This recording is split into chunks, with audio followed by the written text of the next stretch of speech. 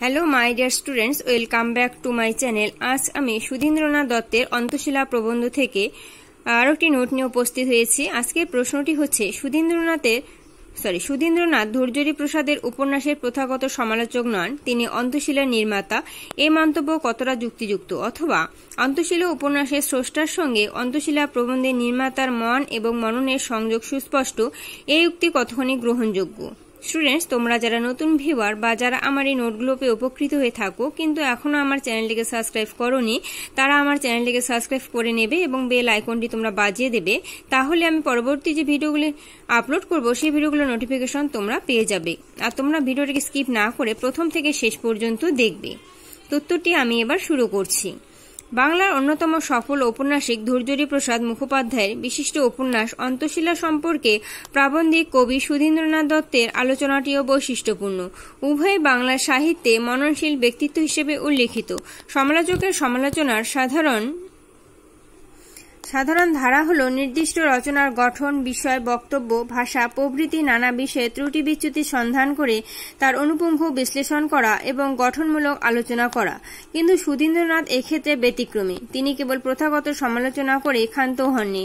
তার স্বতন্ত্রতা আর রচনা বৈশিষ্ট্যে প্রবন্ধটি স্বকীয় মাত্রায় উন্নীত হয়েছে।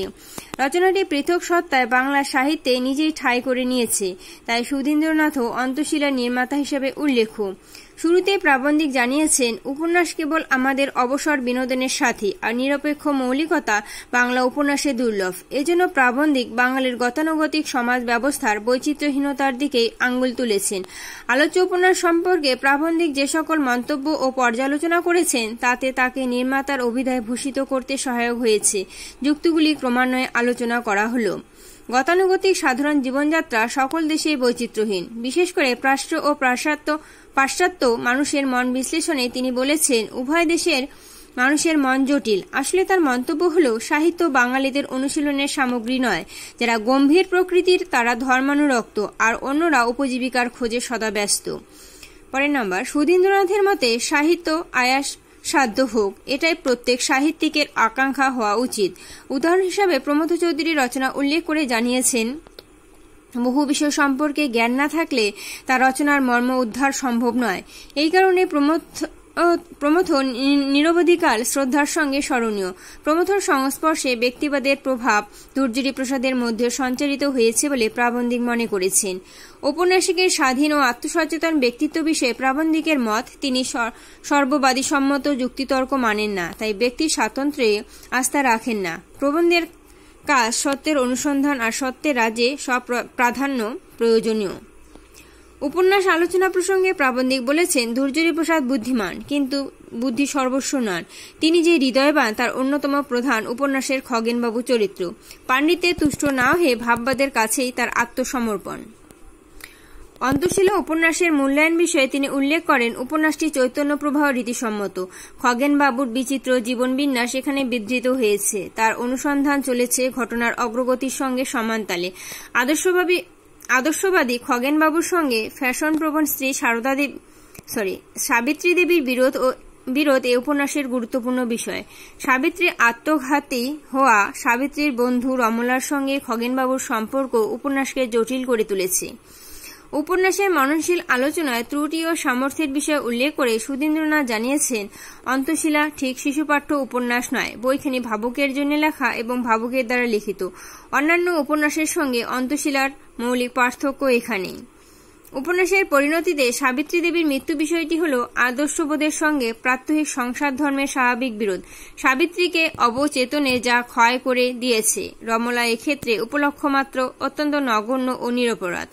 উপন্যাসটির ঘটনা পরম্পরা রূপকের মতোই তাৎপর্যমণ্ডিত বলে মনে করেছেন প্রাবন্ধিক। তার ধারণা, উপন্যাসটির যথার্থ স্বাদ তারাই পাবেন যারা পাশ্চাত্য কথা সাহিত্যে অভিজ্ঞ। কারণ কাহিনীতে বৈচিত্র্য নেই, পরিকল্পনা ও পরিণতি মিল নেই, নির্দিষ্ট প্লট ফুটিয়ে তোলা লেখকের উদ্দেশ্য নয়। কেবল দুটি চরিত্রের বিকাশই তার একমাত্র উদ্দেশ্য। ধৈর্যরী প্রসাদের সঙ্গে আদ্রে মরিয়ার মেজাজের সাদৃশ্য দেখেছেন প্রাবন্ধিকের বিশেষভাবে বিচার্য বিষয় ছিল খগেনবাবুর চরিত্রটি কতটা বিশ্বাসযোগ্য হয়ে উঠেছে তা দেখা। ঔপন্যাসিকের জীবনযাত্রা ও রুচির ছাপ পড়েছে খগেনবাবু চরিত্রে। ঔপন্যাসিক বিদেশি লেখকদের রচনা সম্পর্কে যে পরিচিত ছিলেন তারও প্রমাণ মেলে খগেনবাবুর কথায়, অর্থাৎ সামগ্রিকভাবে চরিত্রটি ঔপন্যাসিকের মনন ও চিন্তাচেতনার পরিচয়বাহী। লাস্ট নাম্বার, অন্তশীলা সার্বিকভাবে বাংলা উপন্যাস। বাঙালিদের মধ্যে কেবল দুর্জনী প্রসাদী এমন উপন্যাস লিখতে পারেন বলে প্রাবন্ধিকের বিশ্বাস, কারণ তিনি অর্জিত বিদ্যায় বৈদেশিক হলেও উত্তরাধিকার সূত্রে তার প্রবৃত্তি স্বদেশী। বিজ্ঞানের প্রতি শ্রদ্ধাশীল হয়েও তিনি কেবল বিশ্লেষণ বুদ্ধির অনুসারী পথের পথিক হননি। উপন্যাসটি সর্বার্থে বাহুল্য বর্জিত, সফল, সার্থক ও স্বাভাবিক। সামগ্রিক আলোচনায় স্পষ্ট যে প্রাবন্ধিক কেবল সমালোচনার আগ্রহেই উপন্যাসটি আলোচনা করতে বসেননি, বরং তার বিশ্লেষণ রীতির অভিনবত্বে প্রবন্ধটি স্বতন্ত্র মাত্রায় উন্নীত হয়েছে। উপন্যাসের পাঠরীতি, বাঙালি পাঠক, সাহিত্যচর্চা প্রভৃতি বিষয়ে নিজস্ব মতামত প্রতিষ্ঠার মাধ্যমে প্রবন্ধটি আপন সত্তায় প্রতিষ্ঠা পেয়েছে। আর এ কথা অনস্বীকার্য যে উপন্যাসের স্রষ্টা আর অন্তশীলা প্রবন্ধের নির্মাতার মন এবং মননের সংযোগ সুস্পষ্ট। উভয় বাংলা সাহিত্যে মননশীল ব্যক্তিত্ব হিসেবে পরিচিত। উভয় বিশ্বাস করেন প্রথাগত রীতি মেনে সাজ ঢালা কিছু চরিত্রের পুতুল নাচ দেখানোই উপন্যাসের উদ্দেশ্য নয়, বরং পাত্রপাত্রীর বিবর্তনের ছবি আঁকায় লেখকের লক্ষ্য হওয়া উচিত। আলোচ্য প্রবন্ধে মননশীল এক ঔপন্যাসিকের অন্যতম শ্রেষ্ঠ রচনা সম্পর্কে এক বিদ্বান ও মনস্ক কবি ব্যক্তিত্বের নির্মোহ মূল্যায়ন প্রকাশিত হয়েছে। যথাযথ যুক্তি পরম্পরা, নির্মোহ ও স্বচ্ছ ভাবনার গতিশীল প্রকাশে প্রবন্ধটি বিশিষ্টতা পেয়েছে এবং উভয় রচয়িতার মানসিকতার মিল স্পষ্টতা পেয়েছে। স্টুডেন্টস, নোটটি এখানেই শেষ হলো। তোমরা যদি আমার এই নোটসগুলো পেয়ে উপকৃত হয়ে থাকো অবশ্যই আমাকে কমেন্ট সেকশনে কমেন্ট করে জানাবে, আর ভিডিওটি শেষে একটি লাইক করবে এবং তোমাদের ফ্রেন্ডসদের কাছে তোমরা শেয়ার করে দেবে। তো আজ এখানেই রাখছি, সবাই ভালো থেকো, ধন্যবাদ।